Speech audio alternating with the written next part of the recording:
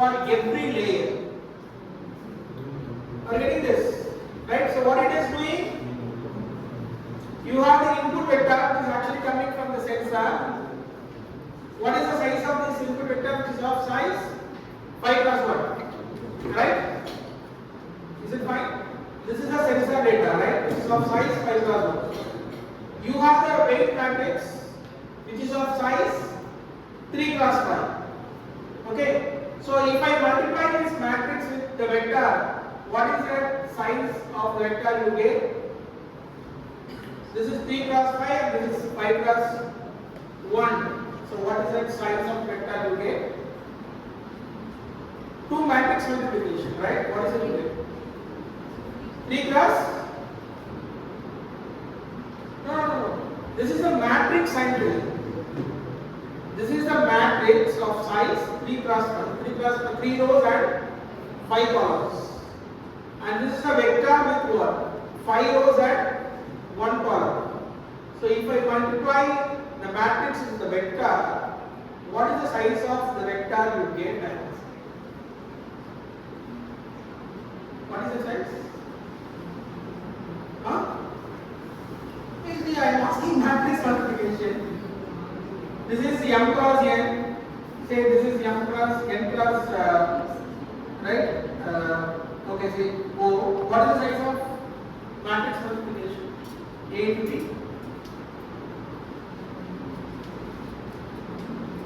So the size is actually m cross O. Right? So these two sides should be the same. Right? Matrix multiplication, right? These two sides should be the same. I mean, dimensions should be the same, and the output of this matrix is supposed to be 3 cross 1. Right? And you have this vector, we call it as a bias vector, which is actually of size 3 cross 1. See, this is the dimension basically. This is the dimension, 3 rows and 1 column, right? So this is 3 rows and 5 columns here, and this is 5 rows and 1 column, and if you multiply this, you get what? 3 cross 1, and you have a bias which is actually having what? 3 cross 1, and finally you apply the function. Right? Basically these functions are non-linear functions like zip model functions, right? Log zip, tan zip, like that. Right? You use some function here, non-linear function, and that is going to be your hidden vector h.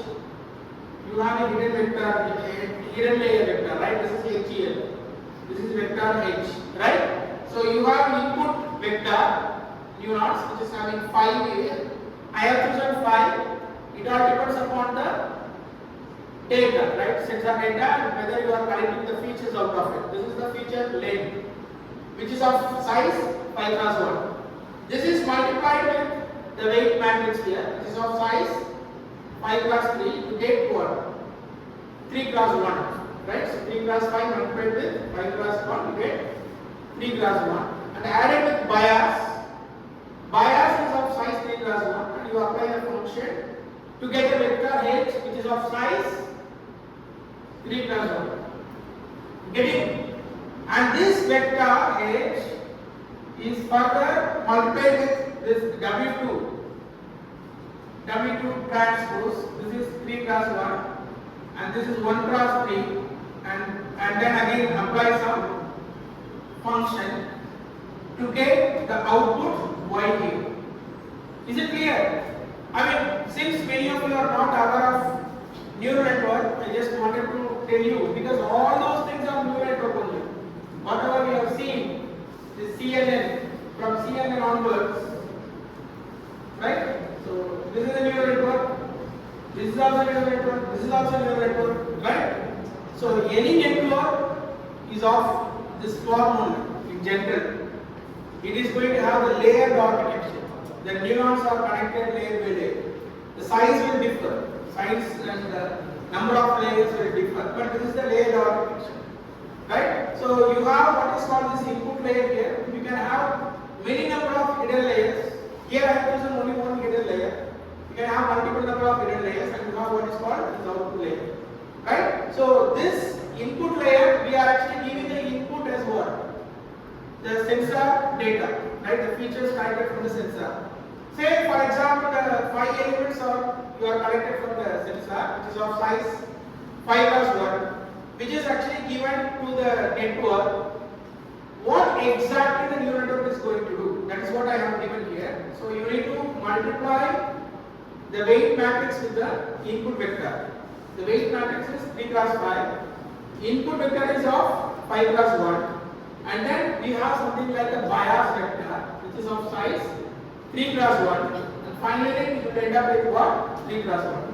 So this little neurons is of size 3+1, which is called H here, which further we multiply with what? W2 transpose H. This weights is W1, this weights is W2. So it multiplies with W2 transpose H. H is the output. At the hidden layer we already got the output, right? So it is multiplied with your H. And then of course we can have bias here also, V2. The size of this bias is 1×1 here. Here the bias size is 3×1, and here we have a bias which is of size 1×1. Because W transpose H, it will end up with a scalar which is of 1×1, added with bias which is of 1×1. Finally apply the function, you get the value as y. Is it clear? What I am telling here is, if I pass the sensor input to this network, finally it will end up with single value. That is what I am telling you. It does the mathematical operation, and finally it will end up with what? Single value. And that value is between 0 to 1. This is between 0 to 1, right? If the value is above 0.5, we say that it belongs to class A. If it is below 0.5, we say that it is class B, right? If it is above 0.5, we say that it is a diabetic patient. If it is less than 0.5, we can say that it is a non-diabetic patient. Are you getting this point, right? So what is the requirement? The requirement is to find out these unknown numbers. I mean this matrix, W is not known, V1 is not known, W2 is not known, V2 is not known, right? These actually are not known. For a given data, you are collecting a sensor data and you are interested in getting these values, W1, V1, W2 and V2. You are going to adjust the values of these matrices, and that is what we call it as the training, right? We call it as a training, right? So you have a data. I know that that particular input vector belongs to diabetic. So one particular input I am giving I1. I know that this is diabetic version. So I am expecting that output of the neuron to be what? 1. The output value y should be what? Ideally I want the value to be 1. But initially this W values and bias values are all filled up with some chunk random numbers. So it may not end up with what? 1. If I do this operation, it may not end up with 1. It will say, for example, it is ending up with something like 0.2 or 0.3. You are expecting 1, but it is giving me 0.2. So you have error. What is the error? Error is 1 minus 0.2, which is 0.8. 0.8 is the error, right? And that quantity is helpful. It's used. In fact, the gradient is backpropagated, to be more specific in mathematical point of view. But we can even look like this error is used, right? This 0.2, this value, the error. 0.2 is the actual obtained value. The original requirement is the target value is 1. So this 1 minus this 0.2 is the error here. This error value is actually used for adjusting this weights. This weights value and bias value, you are going to adjust them, right? We use what is called the gradient method for adjusting the weights. That is another separate topic, right? We have what is called the gradient technique for adjusting the weights, right? So we feed the next input. We know the target. We have an error. Propagate back. Adjust the weights. We have another third input. You expect something and you are getting something. You have an error. Adjust the weights. This is called training. You keep on doing this for all the data whatever you are collecting, right? You have to We call it as a multiple epochs. All the data are having, and one more time you have to start from the beginning. It is not just, suppose if I am collecting 500 data, training data, you are adjusting the weights for 500 data, and again you want to come back to the first data. Again you want to adjust, then again coming back to the first data, again adjust. Moving from 1 to 500 is what we call as one epoch. Right? You need to do this one for many epochs. Many epochs you need to adjust the weights. Gradually what will happen is the error will get reduced. If I am giving the input as diabetic data, it will say near to 1. Not exactly 1. Suppose if you are getting 0.9 is also fine. Right? Instead of saying 1, if it is saying 0.9 it is also fine. Instead of saying 0, if it says 0.1 it is also fine. Because we are going to have a thresholding, right? If it is greater than 0.5, we say that it is a diabetic. If it is less than 0.5, we say that it is not diabetic, right? So it is near to 1, near to 0 is fine for me. So we need to keep on doing what? The adjustment of these weights, which we call as the back propagation. Getting this? This is what we call as a training. This type of method we use it in all the networks. And here, what you see here, convolution network, this also does the same thing, but the operations are slightly different. Here, instead of going for direct multiplication, we go for convolution operation. Right? So like that, the network is, the methodology is the same. You have the architecture connected with weights, and you need to adjust the weights. That helps in getting the required target in case of supervised learning. Right? So you understood the point, right? So that is what we have here. Any doubt in this? And if the data are sequential, we have what is called this RNN. This is the input here, X. The input, and you have a network, and then you get output, right? Which is like the hidden, many number of hidden layers can also be there, right? So, but in case of neural network, we have input and you have a network, right? So hidden layer is only one. You can have multiple also, and you have output. Just like same thing, input, hidden, output. But in case of RNN, we feed the input one after another. We see it is like the sensor data itself is going to be in a sequential form, right? Like as I told you earlier in the case of gait recognition, when I am walking, right, the sensor data is not going to use the sensor data of the current time. It is going to use my past time as well as the future. You see that here, xt minus 1 and xt plus 1 and xt. It uses past and future sensor data also. If I want to use such type of thing, I have to go for what is called as RNN, where we feed input, we get output, right? So then we feed again one more time, the second time we spend and get output, and feed the third part and get output. All these outputs we have collected. Yt minus 1, Yt and Yt plus 1. All these three values you have to collect. And those things are finally used for detection, right? Finally used for the classification. You can use any other method to do it. Right? There is a separate, right? Second, further architecture will help you to get the classification part, right? So just like that, you have what is called this LSTM, right? Long short-term memory network. In this case, this is similar to your RNN. This is also useful for the sequential learning. But the drawback of this RNN is what we call as the vanishing gradient issue, right? Vanishing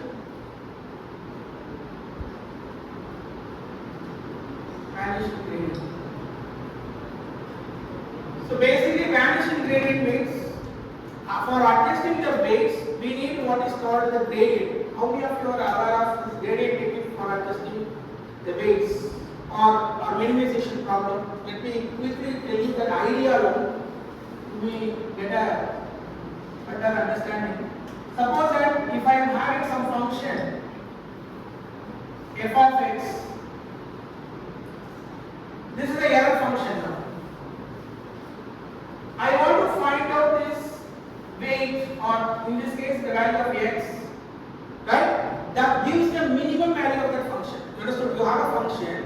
and I know this is going to be the minimum, right? If I want to find out this minimum, what do you do in math?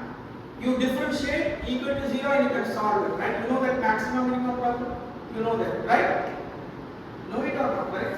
Right. But what I am going to do here is, you start with some arbitrary random value, like say for example this is x1.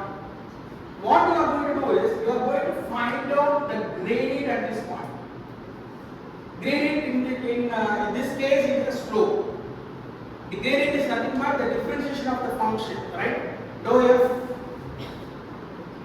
dou x. This is the gradient for 1D.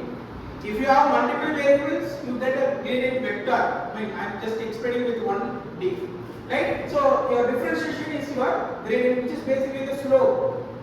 And if the slope is negative, I can understand that the minima is in the right side, right? If the slope is negative, the minima is in the right side.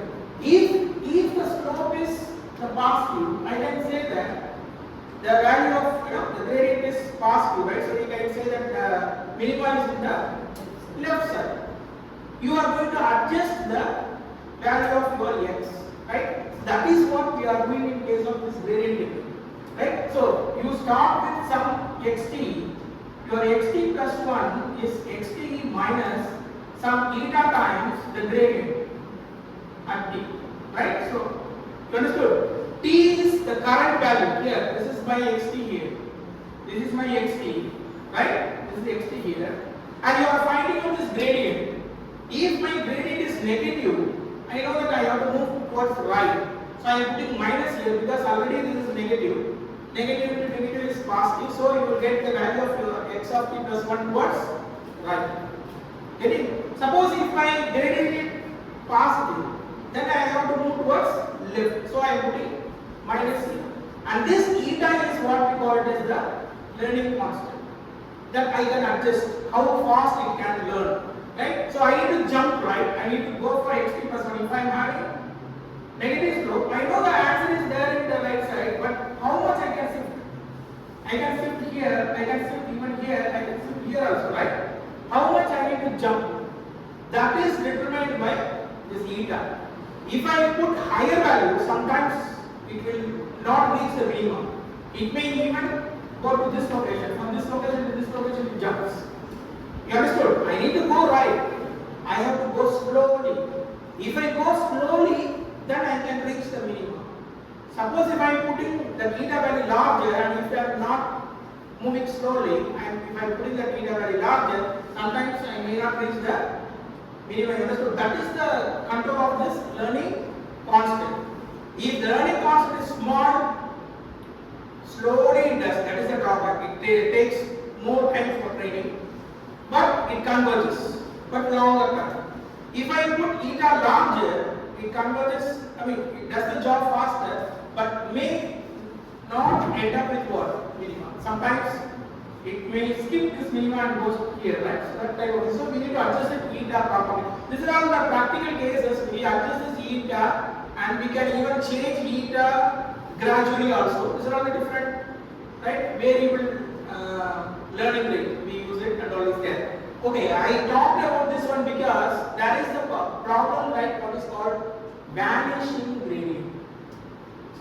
Particularly when you are using this recursive technique, right? That is called the vanishing gradient. Vanishing gradient means this value becomes almost zero. When that is happening, then it halts. Further training will not happen. When this is zero, nothing to do, right? So you have it halts, it will stay in that place, right? So to overcome that, to avoid this, right, we have a modified architecture, right? If you go in deep, you can understand all those things, right? So basically, this type of architectures are introduced, right? So this is, of course, it's a sequential learning part only, but to avoid this vanishing gradient, instead of using only one transfer function like the sigmoidal, they use this multiple. They use the standard here. You see that this is sigmoidal function, we have the standard function, right? So various transfer functions they use, and to overcome the problem of what? The vanishing gradient technique, right? So this is about all about this LSTM, the procedure is the same. You have this input. HT minus 1 is coming from the previous LSTM block. As I told you, this is sequential, right? XT is the current one. HT minus 1 is coming from the previous LSTM block. This is only one block I have drawn. As you can see in this, we have multiple, right? Like this. LSTM also it is supposed to be like this only. It is a sequential only, right? But I have drawn only one block only I have drawn. It is bigger size, so only one block. But you see that this block is actually arranged in a one after another. As you can see here, we have XT as the output here, and you see that XT minus 1 is used. XT is the input. HT1 minus 1, H subscript T minus 1 is actually coming from the previous LSTM. You have the previous LSTM. The output of that LSTM is what? HT minus 1.